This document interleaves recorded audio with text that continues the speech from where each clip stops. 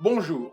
À propos du filet de veau, rappelons ici que c'est le morceau de viande maigre le plus tendre de l'animal. C'est un muscle qui ne contient ni os, ni gras, ni cartilage, et qui se prête donc à de délicieuses préparations culinaires. Quant à elle, la morille est un champignon sauvage par excellence, qui est facilement reconnaissable grâce à son incomparable chapeau ciselé comme une dentelle en forme de nid d'abeille. De couleur jaune, ocre ou brun plus ou moins foncé.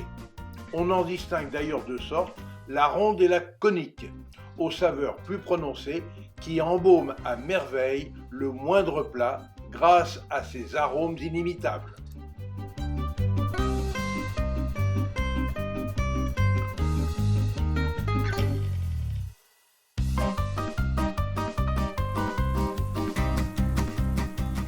Pour la réalisation de ma recette, je commence par faire bouillir 75 centilitres d'eau légèrement salée dans une casserole avec le fond de volaille et une carotte émincée. Pendant ce temps, j'ai fait dorer au beurre une échalote ciselée dans une sauteuse dans laquelle j'ai poêlé les morilles que j'ai ensuite réservées au chaud.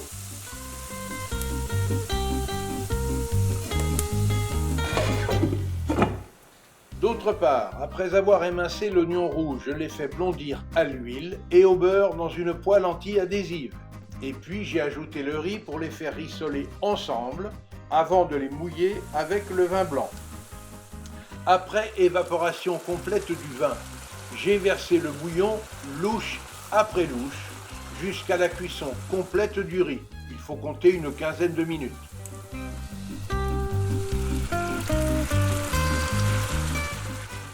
J'ai alors ajouté les morilles émincées, rectifié l'assaisonnement et j'ai réservé à couvert au chaud.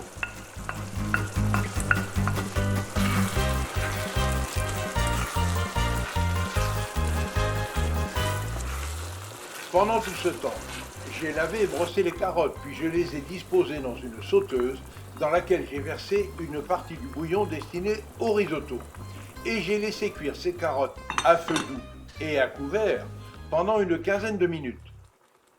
J'ai ensuite fait réduire le jus de moitié avant d'ajouter une grosse noix de beurre demi-sel, puis le miel de maquis, tout en mélangeant délicatement ces carottes que j'ai réservées au chaud. Après avoir fait dorer au beurre une échalote ciselée, j'ai saisi et assaisonné le filet de veau sur toutes ses faces avant de le déglacer et de le flamber à l'Armagnac. J'ai ensuite poursuivi à feu doux la cuisson, rosé à cœur bien évidemment, de cette belle pièce de viande avant de la réserver à couvert et au chaud à 50 degrés, ce qui permet à la viande de se détendre. Bien sûr, ce remarquable filet de veau provient de chez un artisan boucher, préparé ici par Hugo Rojol de la boucherie de la Halle à Caussade en Tarn-et-Garonne, où l'on sélectionne les meilleures viandes pour une clientèle exigeante. Pour terminer, toujours dans la même sauteuse, j'ai mouillé les sucs de cuisson avec de la crème fleurette. J'ai alors laissé réduire cette sauce onctueuse et, cerise sur le gâteau, j'ai ajouté le sirop de réduction des carottes glacées au miel, un pur régal. Voilà, tous ces excellents ingrédients étant prêts. Il ne reste plus qu'à dresser sur des assiettes chaudes le risotto aux morilles, le filet de veau taillé en grenadin et son inoubliable sauce sucrée salée, les carottes glacées, l'ensemble agrémenté de groseilles à maquereau délicieusement acidulées et de fleurs comestibles du jardin comme l'astromère ou lys des Incas, et de passer sans tarder au plaisir de la dégustation.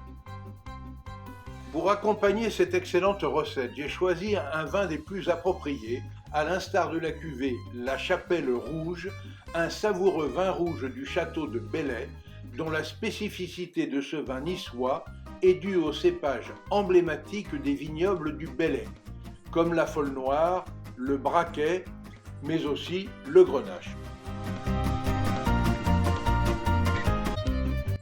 Concernant le château de Belley, il va sans dire qu'une visite de ce domaine viticole mérite vraiment le détour.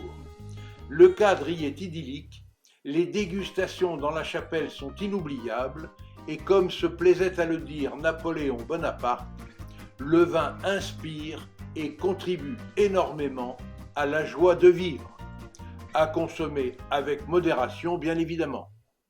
Bref, que du bonheur gourmand pour cet accord mets et vin parfait. Pour suivre facilement mes recettes et nos reportages, abonnez-vous à notre chaîne Escapades et Découvertes TV. Vous y découvrirez aussi nos accords mets et vins. Et notez bien que l'abonnement est gratuit. Et surtout, obligez-vous à faire travailler les producteurs locaux de vos régions. Vous participerez ainsi à la sauvegarde des artisans du goût français.